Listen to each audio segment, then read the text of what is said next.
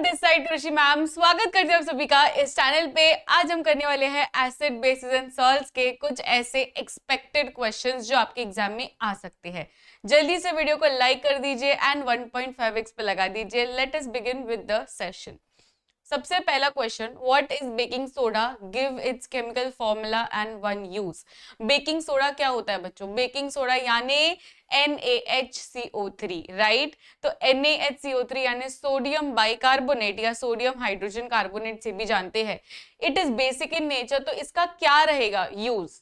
Obviously हम लोग baking soda को किस में यूज करते हैं? बेकिंग सोडा को हम लोग बेक करने में यूज करते हैं, राइट? जैसे कि ढोकला हो गया या कोई हम लोग केक बना रहे हैं, स्पॉन्ज बना रहे हैं, ये सारी चीजें में बेकिंग मेन इज बेकिंग में हम लोग यूज करते हैं। Other than that there are certain industry जैसे कि डिटर्जेंट इंडस्ट्री या ग्लास मेकिंग इंडस्ट्री, इसमें भी यूज किया जाता है। तो you should know at least one cause, मतलब जिसमें आप लोग इसमें आंसर लिख सकते हो। Okay, and it is also used as an antacid. ये काफी इंपॉर्टेंट है। एंटासिड यानी क्या? जो एसिडिटी के अगेंस्ट जाए, दैट इज एंटासिड। तो ये इंपॉर्टेंट है। Right the reaction between HCl and NaOH, right? Sodium hydroxide मतलब NaOH एंड HCl मतलब हाइड्रोक्लोरिक एसिड। तो ये दोनों को आप जब रिएक्ट करते हो तो क्या मिलता है? Salt, that is NaCl and pani. This is which type of reaction? चलिए कमेंट सेक्शन में बताइए मुझे, इस टाइप रिएक्शन को हम क्या कहते हैं? दिस इज कॉल्ड एज, ये आप लोग को होमवर्क है, ठीक है? तो ये वाला जो रिएक्शन है ये काफी ज्यादा एक्सोथर्मिक इन नेचर होता है, तो काफी सावधानी से करना चाहिए। What is the pH scale, what is the pH range of acids and base? PH यानी क्या? Potence of hydrogen, power of hydrogen, क्या हाइड्रोजन आयंस कितने हैं?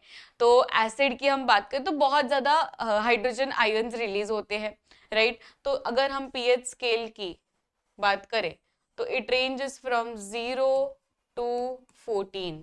जैसे जैसे हम 14 की तरफ जाएंगे वैसे वैसे बेसिक होएगा या एल्कलाइन होएगा, एंड अगर हम 0 की तरफ जाएंगे तो इसका मतलब है it is increasing the acidity. तो 1 या 2 पीएच जो रहेगा it is very very acidic.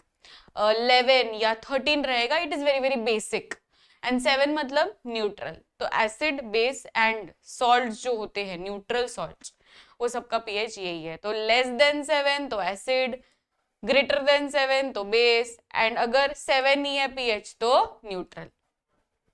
What happens when acid reacts with metal? अब मेटल का कोई भी एग्जाम्पल लिख लो, कोई भी, आप जिंक ले लो। चलो, तो जिंक है, अगर आप लोगों ने एसिड एसिड ले लेती हो HCl अपना जो कॉमन एसिड है, तो इसको अगर रिएक्ट करेंगे तो सॉल्ट बनेगा, right? It is a simple displacement reaction जिसमें जिंक क्लोराइड बनेगा एंड ये हाइड्रोजन तो अकेला रह गया, तो plus hydrogen gas is release, हो गया। तो what happens when acid react with metals? It forms salt and hydrogen gas. तो यहाँ पर यही लिखा है salt and hydrogen gas. What precautions should be taken while diluting acid? Acid को dilute करने के लिए हमें क्या करना चाहिए? ऐसा नहीं कि कोई भी एसिड लिया, HCl लिया, उसमें पानी मिक्स कर दिया, हो गया डाइल्यूट, नहीं। It is highly highly highly exothermic.